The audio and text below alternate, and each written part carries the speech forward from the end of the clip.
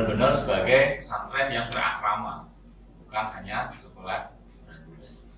Nah, kalau berkaca dari MBS Jogja yang mengadopsi sistem 100% boarding school, kami dulu sejak awal berdiri tahun 2008 memang ada penawaran ketika Profesor Amin Rais memberi sedikit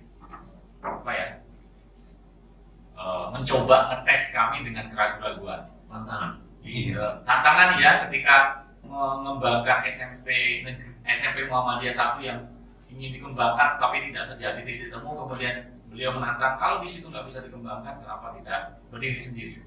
Karena kami waktu itu masih anak-anak muda, sehingga tantangan itu kita terima meskipun modalnya nekat, karena setelah mengembangkan diri sendiri belum punya gedung, belum punya tanah. Kalau mengembangkan lebih enak karena sudah ada gedung, sudah ada tanah, sudah ada murid, sudah ada prestasi. Tapi karena anak muda ya tetap kita lakukan, dan beliau memberi sedikit challenge agak nakut-nakutin nanti kalau pendaftarnya ternyata mintanya tidak boarding, pulang pergi, gimana? Saat itulah muncul komitmen bersama dari seluruh elemen di MBS bahwa mau santrinya 2, 3, 10, 100, kami komitmen untuk full boarding, tidak menerima santri yang pulang pergi. Ini komitmen sejak awal yang kita ambil, sehingga ketika santri bentak pertama itu hanya 60, ya ada yang meminta pulang pergi, rumahnya dekat di Sleman. Bagi kita, kalau kita tidak bisa berfasad di Kulfairat, maka jangan salahkan jamaah Muhammadiyah manakala kita tidak siap ketika harus mendapat bagaimana agar potensi yang ada di masing-masing daerah itu bisa kita maksimalkan.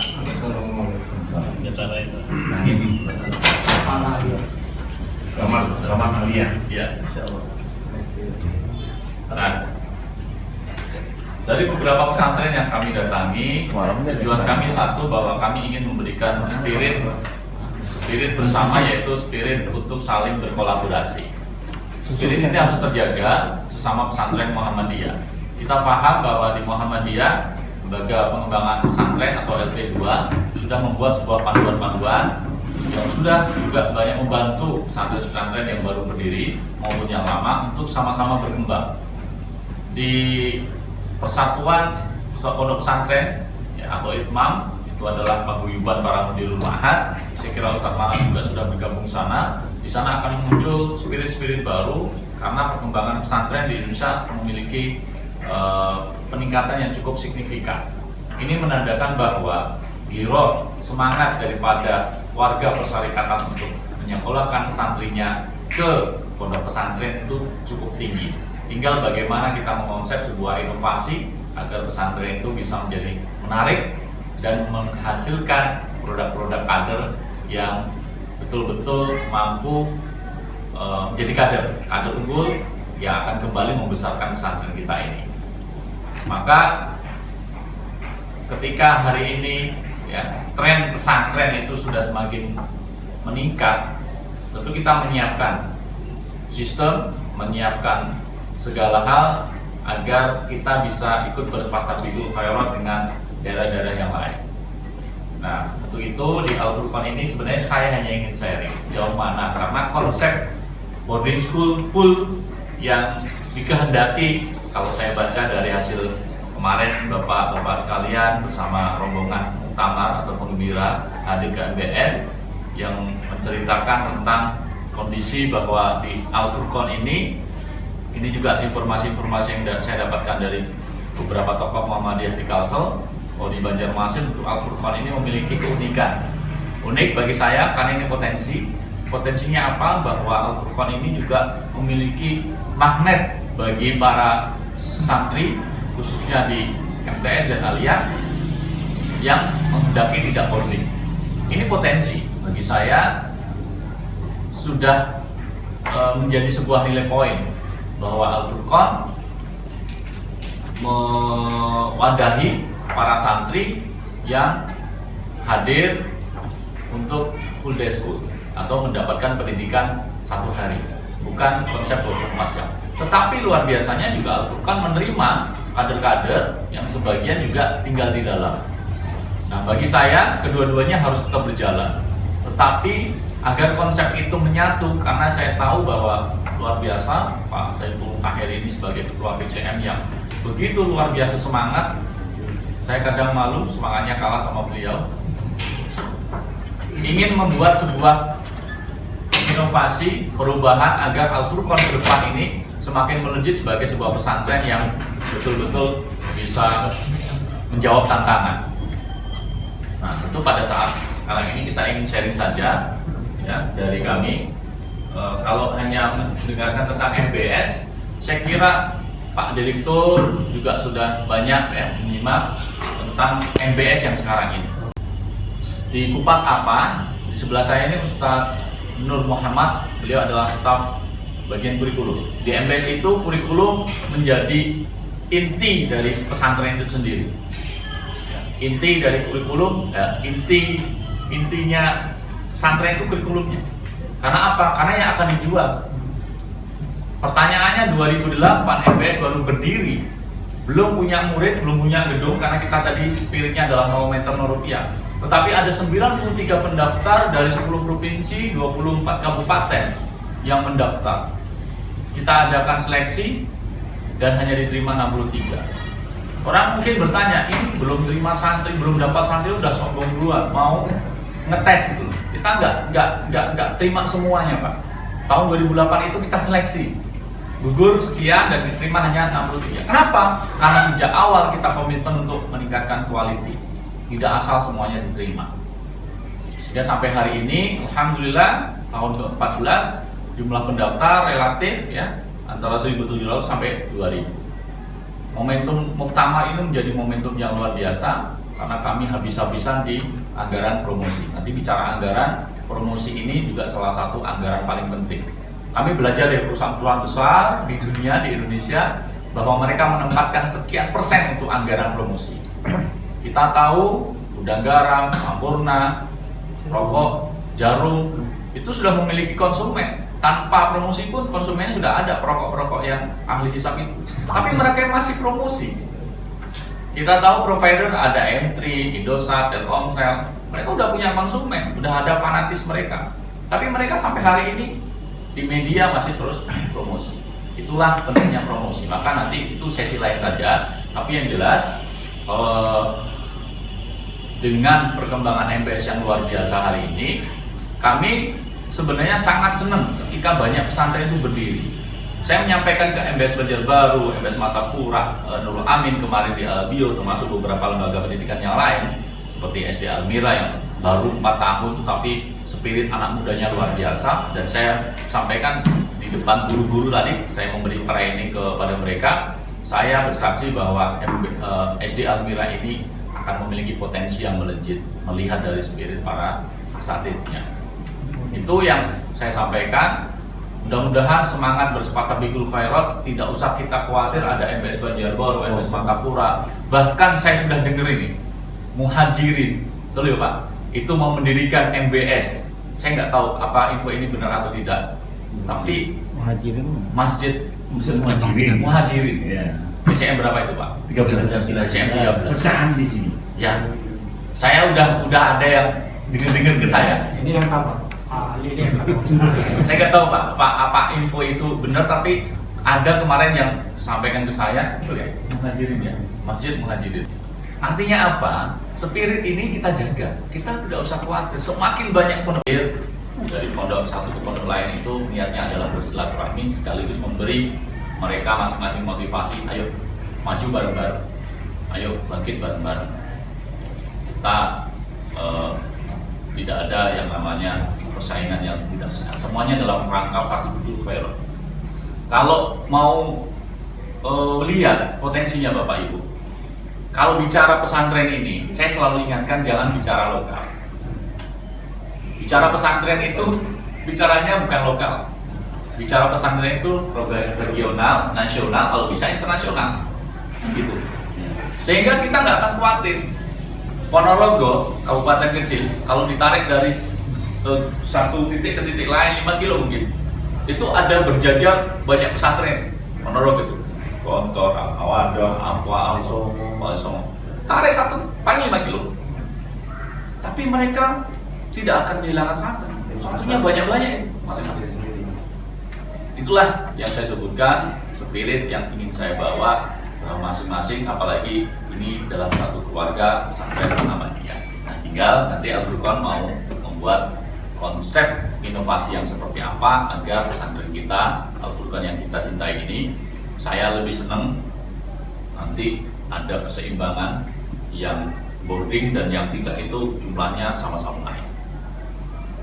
Entah nanti mau konsep seperti apa. Atau kalau saya nggak tahu Pak Saiful ini punya konsep apa, apakah memang akan di full boarding kan, betul-betul jadi. Tapi itu sayang juga karena yang non boarding banyak. Jangan. Kalau mau tetap harus ada pemisah, dalam arti gini. Saya karena nggak tahu informasi apapun ya tentang ini. Kalau non boarding dan boarding itu masuk, apakah kelasnya campur, apakah kurikulumnya satu, kan? Apakah ada pemisahan antara diniyah pelajaran pondok dengan pelajaran umum dipisah waktunya gitu.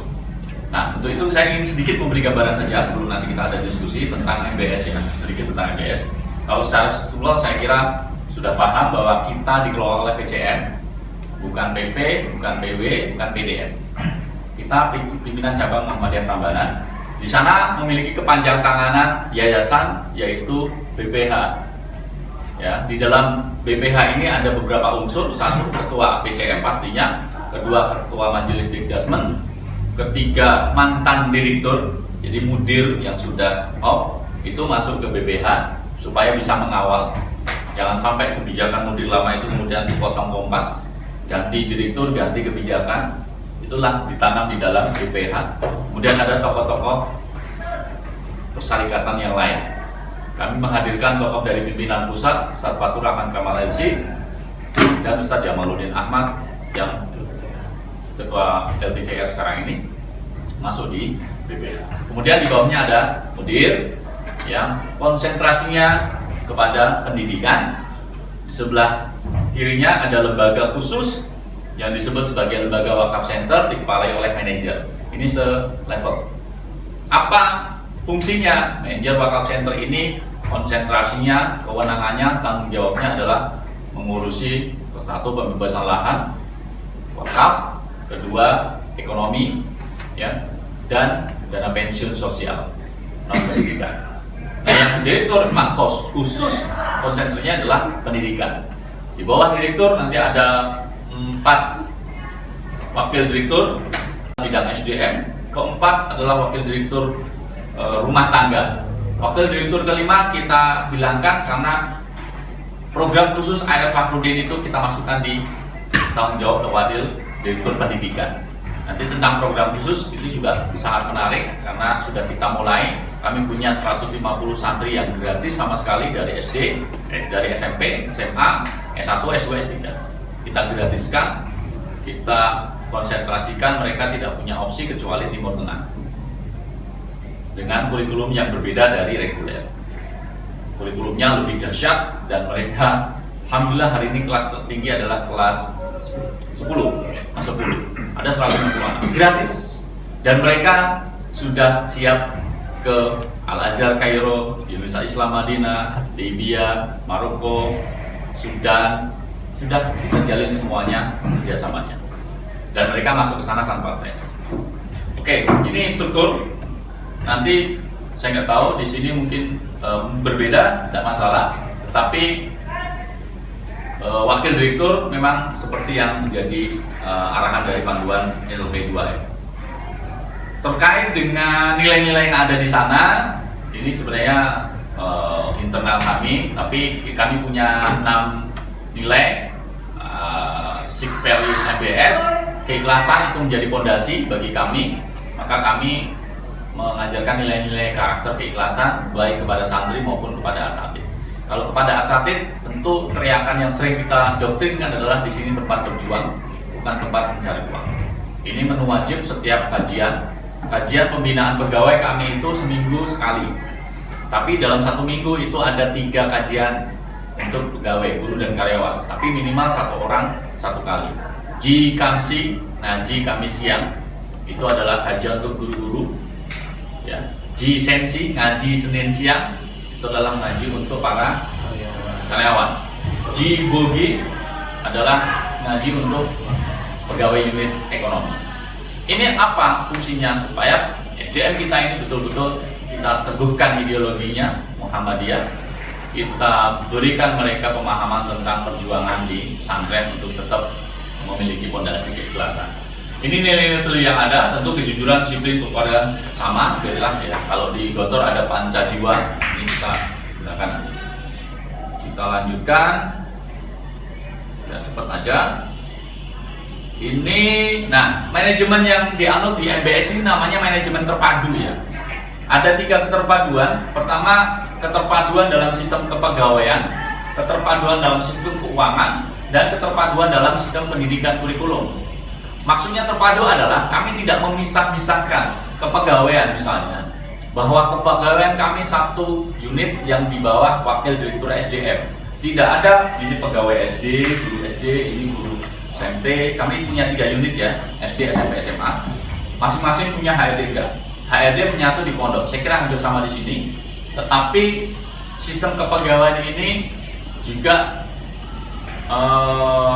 sampai kepada pembagian tugasnya. Semua yang menentukan adalah HRD atau direktur SDM, bagian SDM. Tinggal nanti mereka ditugaskan di mana. Jadi guru MBS itu kadang nggak paham dengan guru SMP apa SMA? Paham SMA. Nah, dia induknya di SMA, tapi dia siap ngajari SMP, ngajari SD. Kadang malah nggak tahu. Saya sebenarnya guru apa sih? Semua tidak boleh menyebut kotak-kotak guru SMP, guru SM, semua guru MBS. Ini keterpaduan kami. Tinggal nanti TU yang lebih tahu, ya, di Dapodik. Kamu di SMP, kamu di SMA. Tapi pun demikian, dia harus siap manakala semester 2 ngajari SMA, semester 1 ngajari SMP. Di kami keterpaduan itu seperti itu. Keuangan juga terpadu karena semua, sehingga tidak ada guru SD muridnya masih sedikit, ihsan atau gajinya lebih sedikit. Semua menggunakan satu sistem yang sama, sehingga semuanya didasarkan kepada keterpaduan ini. Keuangan masuknya, pembayarannya juga satu sistem. SD, SMP, SMA, satu rekening induk giro. Masing-masing santri memiliki rekening virtual account. Jadi bayarnya ya tinggal pakai NIS-nya aja nomor induk santri. Tapi duitnya kemana masuknya? Ke satu rekening. Namanya rekening induk giro yang ada di Syariah Indonesia. Jadi perputarannya kelihatan Pak. Ya, baik itu uang masuk, uang SPP, hanya kita pisahkan satu keuangan itu di uang saku santri karena itu bukan hak kita. Uang saku ada rekening khusus yang memang dikelola untuk uang saku anak. Jadi mereka berbasis ya, nanti kalau tentang keuangan akan saya detailkan informasinya. Tapi intinya kami memiliki sistem keterpaduan, baik itu penganggaran maupun yang lainnya, penggunaannya. Bendahara ada berapa? Ada bendahara sekolah nggak? Ada. Bendahara sekolah ada, bendahara bos ada. Tapi di bawah bendahara umum. Jadi semuanya lalu lintasnya terpantau. Saya hari ini, berapa hari ini keluar uang itu ada semua di aplikasi. Saya tinggal cek. Ada pengeluaran apa saja terpantau oleh saya meskipun saya ada di sini. Sistem kurikulum. Di kurikulum kami itu juga terpadu. Artinya kami tidak memisahkan antara ini kurikulum pondok, ini kurikulum umum. Meskipun secara struktur pengelolaannya itu memang di dalam kabah kurikulum itu nanti ada kabah kurikulum umum, kabah kurikulum pondok. Tetapi mereka meramu menjadi sebuah kurikulum MBS. Kurikulum MBS, bukan kurikulum SMP maupun SMA, karena kami kurikulumnya berkelanjutan. Bahkan sedang dirancangkan SD, SMP, SMA berkelanjutan ya. Berkesinambungan, artinya ini akan didapatkan di SD, selesai, nanti levelnya masuk ke SMP. Ini yang sedang kita rancang. Tapi untuk SMP SMA sudah clear, karena itu pesantren. Semua buku-buku yang berhubungan dengan ilmu syar'i kita bikin sendiri. Ada tim kurikulum yang memiliki tim penulis buku-buku, yang mereka nanti harus melahirkan buku-buku sesuai dengan jumlah mata pelajaran. Proses ini berlaku sampai sekian tahun. Tidak langsung otomatis. Kami mau prosesnya bongkar pasang kurikulum itu cukup lama. Ada tim kurikulum yang sampai sekarang masih bekerja, baik kurikulum umum maupun kurikulum pondok. Nanti ada satu koordinator yang memixkan dalam jadwal pelajaran. Jadi jadwal pelajaran kami itu bisa jadi jam pertama nahwu, jam kedua matematika, jam ketiga. Jadi kita tidak bisa ada pesantren yang lain menerapkan pagi itu untuk umum, nanti sorenya untuk dunia pelajaran sama. Kami enggak, kami campur, sudah menjadi terpadu di sini kurikulumnya, sehingga anak tidak bisa memilih-milih, semua mendapatkan porsi yang sama. Apa konsep yang diusung kurikulumnya? Konsep kurikulumnya adalah keseimbangan. Ini saya gambarkan ini dulu aja. Pegawaian ya. Pegawaian ini terpadu, saya bilang tadi ada 2 status, pegawai tetap dan pegawai kontrak. Ada pegawai tidak tetap ini sebenarnya tapi minim angkanya. Siapa